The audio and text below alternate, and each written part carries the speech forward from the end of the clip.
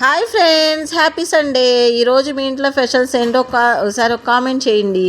మా ఇంట్లో స్పెషల్ అయితే ఒకటే కర్రీ అయితే చేస్తున్నాను చూడండి. స్పెషల్గా అయితే గొర్రెపోతు గుండెకాయ అనమాట. నేను ఎప్పుడు వండలేదు, ఫస్ట్ టైం అనమాట.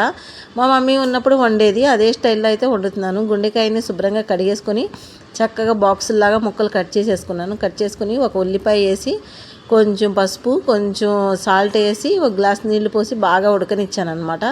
అది ఉడికేటప్పుడు ఒక స్పూన్ అల్లం వెల్లుల్లిపాయ పేస్టు, ఒక 2 స్పూన్లు ఏమో కారం వేసి, అంటే కొంచెం ఉప్పు కారం ముక్కలకి బాగా పట్టి ఉడుకుతాయి అన్నమాట. అవి బాగా ఉడికిన తర్వాత కొంచెం గరం మసాలా, ధనియాల పౌడర్ వేసి, కొంచెం కరివేపాకు, కొంచెం కొత్తిమీర, ఒక పచ్చిమిరకాయ వేసి బాగా రోస్ట్ లాగా చేశాను. చాలా బాగుంది, సూపర్గా ఉంది ఫ్రెండ్స్. అసలు గొర్రెపోతు గుండెకాయ అంటేనే చాలా టేస్టీగా ఉంటుంది. అయితే ఈరోజు సండే కదా, మా ఇంట్లో అయితే చాలా స్పెషల్స్ అయితే చేశాను. మా నాన్న, మా తమ్ముడు వాళ్ళందరూ వచ్చారనమాట.